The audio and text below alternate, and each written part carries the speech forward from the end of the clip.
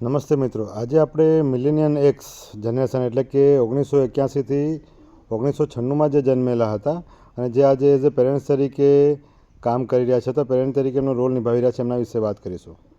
મિત્રો, આ જે જનરેશન છે મિલેનિયન એક્સ, એ આઈક્યુમાં તો ઘણા સારા છે. મોટાભાગના કિસ્સામાં આ જનરેશનમાં લોકો લેબર વર્ક છોડીને ભણીને અને એ લોકો ડૉક્ટર બન્યા છે, એન્જિનિયર બન્યા છે, પોલિટિશિયન બન્યા છે, આઈએસ બન્યા છે, બિઝનેસમેન બન્યા છે, સારા ફાર્મર પણ બન્યા છે. ઘણા એવા લોકો છે જે ફાર્મિંગ પણ કરે છે સારું એવું ભણ્યા પછી એગ્રીકલ્ચરમાં.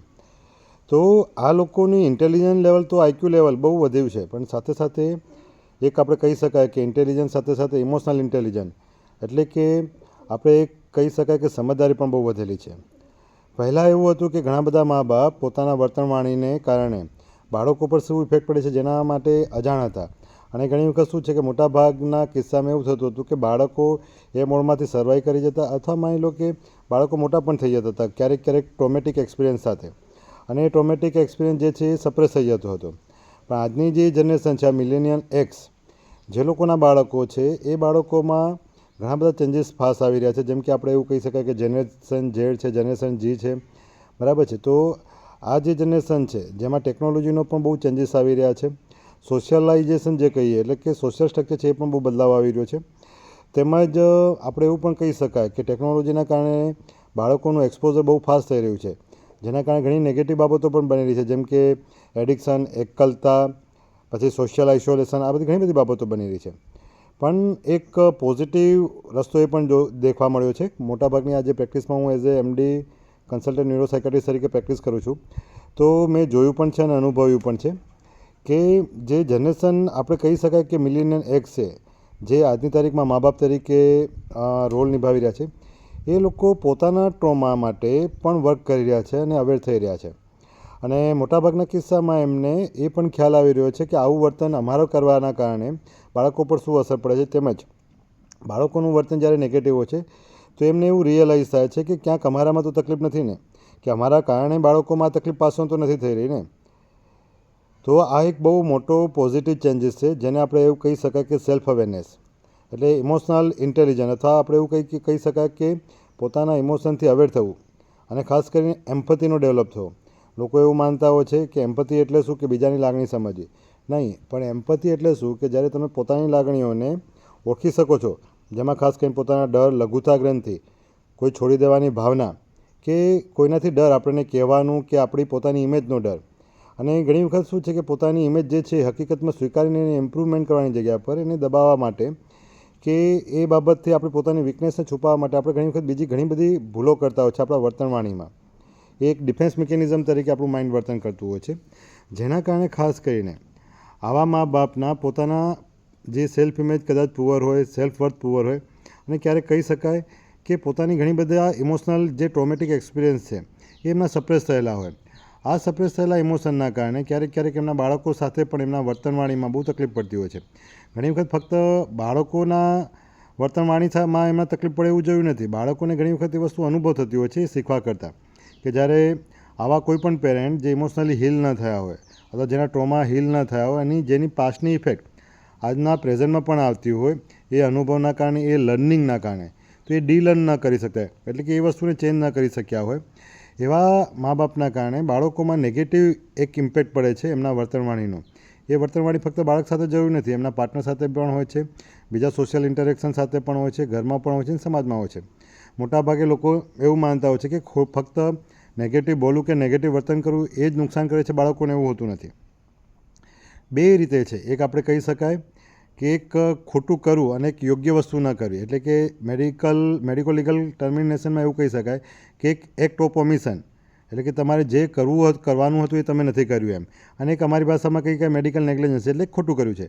એવી રીતે સાયકોલોજીમાં પણ બે વસ્તુ છે, એક ઇમોશનલી નેગ્લેક્ટ, એક ઇમોશનલી એબ્યુઝ, અને એક ઇમોશનલ નમનેસ અથવા કોલ્ડનેસ અથવા આઇસોલેશન.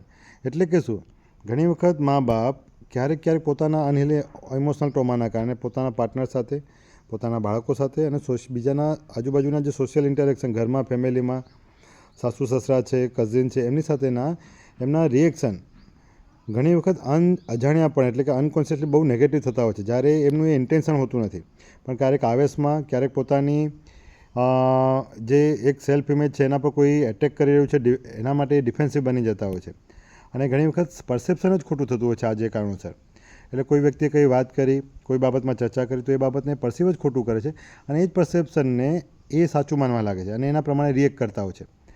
તો આ બાબતના કારણે ઘણા બધા ઇસ્યુ સમાજમાં બનતા હોય છે, ખાસ કરીને હસબન્ડ વાઈફના સંબંધોમાં અને બાળકો સાથે. તો એ કેવા નેગેટિવ ઇમ્પેક્ટ પડતા હોય છે જેના વિશે આપણે જાણીએ. કેમ કે જે જનરલી પહેલાં જે મા બાપ હતા આ બાબતમાં એટલા અવેર ન હતા, પણ હવેના અને એ ટાઈમે હવે ન હોવા છતાં પણ બાળકો સારી રીતે મોટા થઈ ગયા હતા, પણ એ ટ્રોમેટિક એક્સપિરિયન્સ સાથે. પણ એ સારી રીતે મોટા થવાનું કારણ એવું હતું કે ફક્ત મા બાપ સાથે સાથે બીજા લોકો પણ કુટુંબમાં હતા જેમનો ઇમોશનલ સપોર્ટ લોકોને મળી રહેતો હતો. દાદા દાદી છે, કાકા કાકી છે, ફ્રેન્ડ લોકો છે, કઝિન છે. હવે ન્યુક્લિયર ફેમિલીમાં એ વસ્તુ થઈ નથી રહી, એટલે આ વસ્તુ તરત જ હાઇલાઇટ થઈ રહી છે અને ખાસ કરીને બાળકોમાં રિફ્લેક્ટ વધારે થાય છે. ખાસ કરીને મધર ફાધરના અનહિલ ટ્રોમા જે છે જે બાળકોમાં રિફ્લેક્ટ થાય છે. અને એક મા બાપનું બિઝી શેડ્યુલ પણ બહુ જવાબદાર છે જેમાં ઇમોશનલી હૂપ અને પ્રેમ નથી હોતો. તો હવે આપણે જોઈશું કે એકચ્યુઅલી આ કઈ રીતે વર્તન કઈ રીતે ઇફેક્ટિવ હોતું હોય છે, સાઈડ ઇફેક્ટ કઈ રીતે એની થાય છે.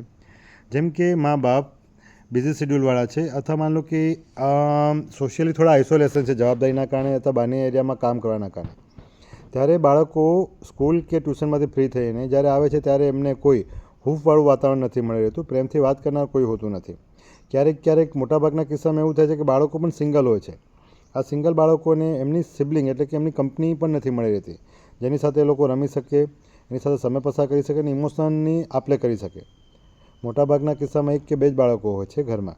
તેમજ પાડોશીમાં પણ એ જ પરિસ્થિતિ હોય છે અને પાડોશીમાં પણ શેડ્યુલ બિઝી હોય છે અથવા બાળકોને એકબીજા સાથે મળવાની જે એક સ્પેસ મળવી જોઈએ એ ઘણી વખત નથી મળતી. કેમ કે વડીલોના પણ રિલેશન બહુ ઓછા હોય છે, તેમજ જે મોટા લોકો છે એ પણ બિઝી શેડ્યુલ હોય છે અને બધા પોતપોતાના બાળકોની સેફટી માટે ઘરમાં રાખતા હોય છે બાળકોને.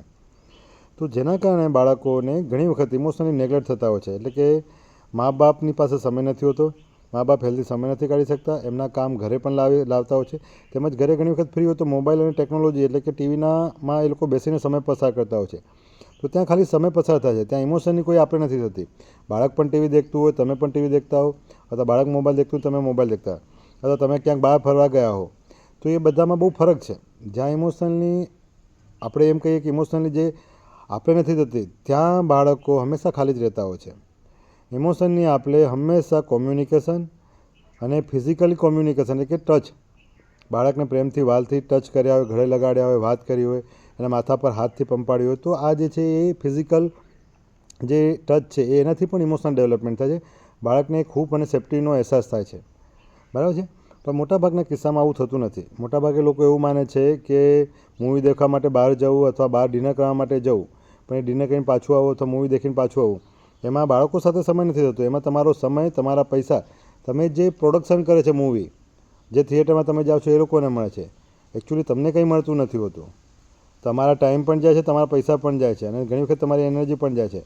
પણ તમારા ફેમિલીની અંદર ઇન્ટરનલ એનાથી કોઈ આપલે થતું નથી હોતું.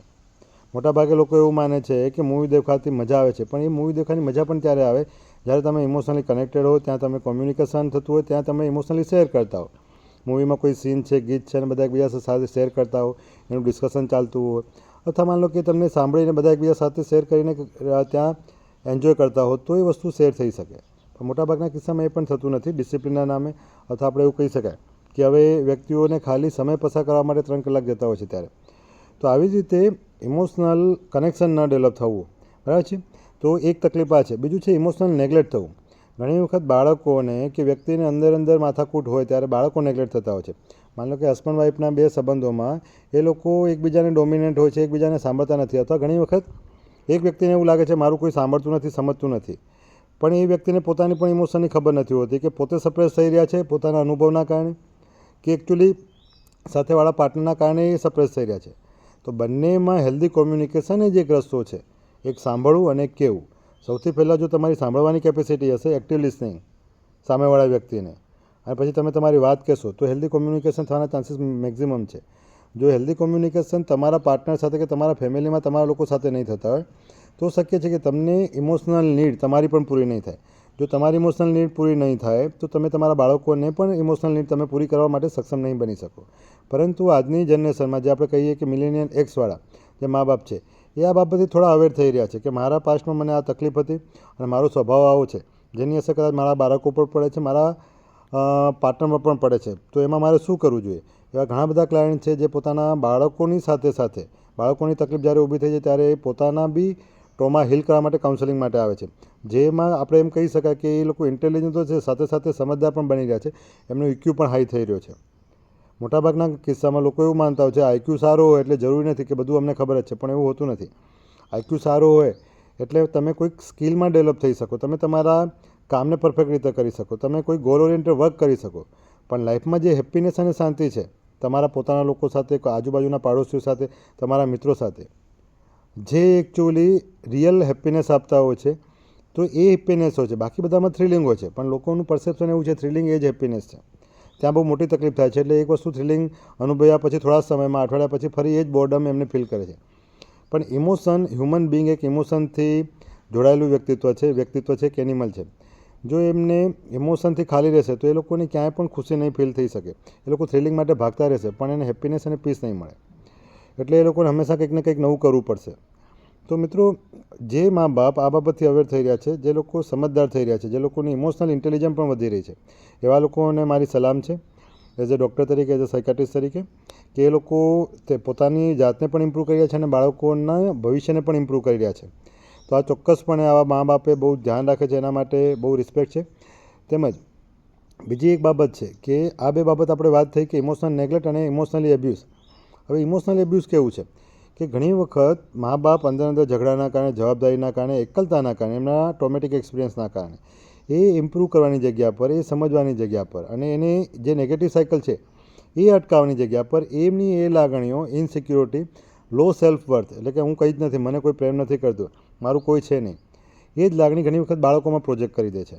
એટલે બાળકો પણ એ જ વસ્તુ અનુભવ કરવા લાગે છે. અને આ જ બાળકો આજની જનરેશનમાં બીજો સપોર્ટ ન મળવાના કારણે એ ઘણી વખત સુસાઇડ એટેમ્પ કરે છે, એ ઘણી વખત એકલા પડી જાય છે, એ લોકો સોશિયલી આઇસોલેશન થઈ જાય છે અને એ લોકો બિહેવિયર ડિસ્ટર્બન્સ, એટલે ઘણી વખત મારકૂટ પણ કરે છે, ભાગી જાય છે, મલ્ટિપલ એડિક્શનમાં જતા રહે છે અથવા મલ્ટિપલ સેક્સ્યુઅલ ઇન્ટરેક્શનમાં જતા રહે છે.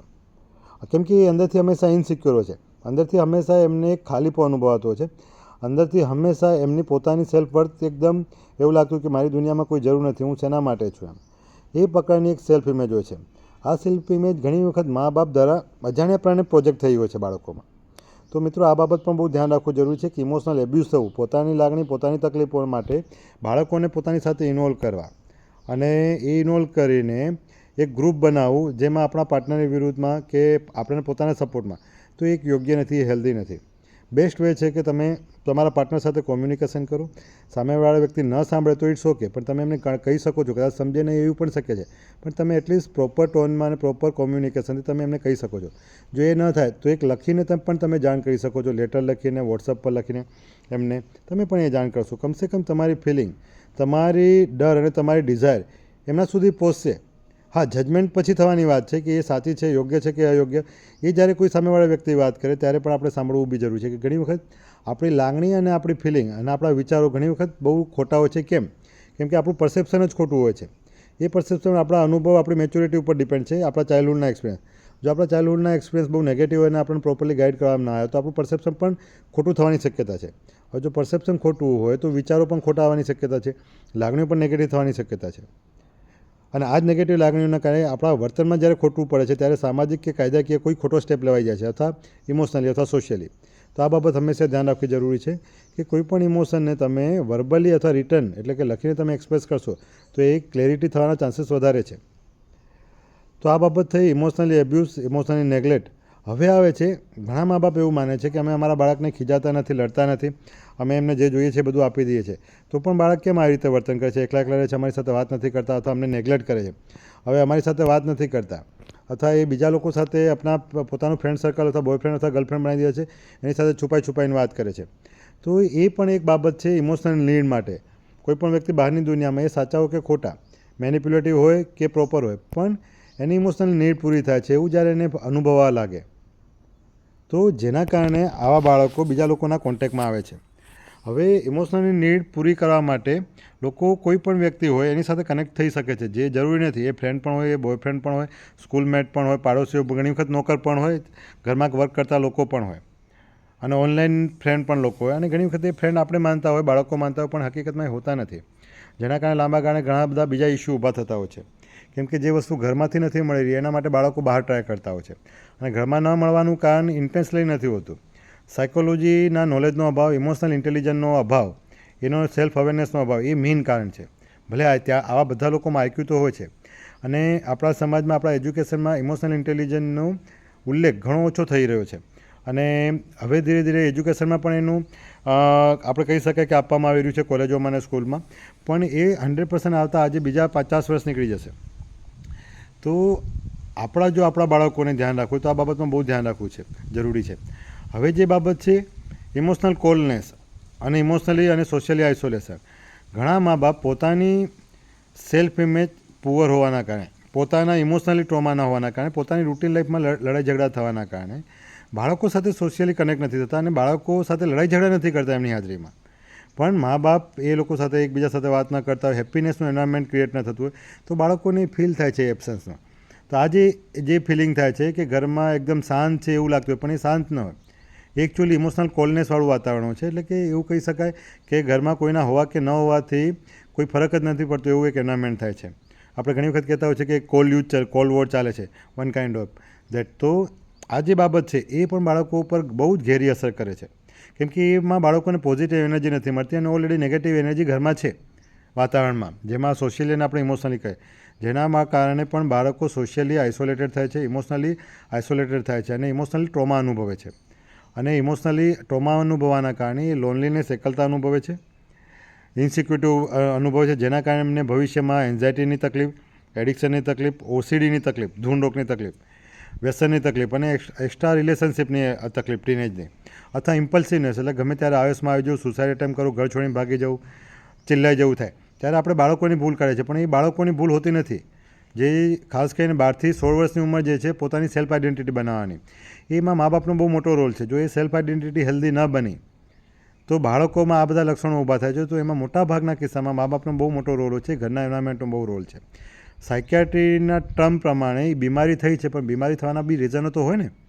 પણ લોકો એવું માને છે આ બીમાર છે એટલે આ વીક છે, એવું જોયું નથી. ઘણી વખત આજુબાજુનું એન્વાયરમેન્ટ વીક અથવા ઘણી વખત નેગેટિવ હોય, તો જેની ઇમ્પેક્ટ હેલ્ધી લોકો પર પણ પડતી હોય છે. તો એમાંની એક આ ઇફેક્ટ છે. આપણે ઘણી વખત એવું કહીએ કે કેરીના ટોપલામાં 2 કેરી બગડી ગઈ હોય, અને ભલે 90% કેરીઓ સારી હોય, પણ જે કેરી બગડી ગઈ છે એની ઇમ્પેક્ટ બીજા પર તો પડતી જ હોય છે. એવું નથી હોતું કે 100 કેરી સારી હોય તો પેલી 2 કેરી બગડેલી છે એ સારી થઈ જશે.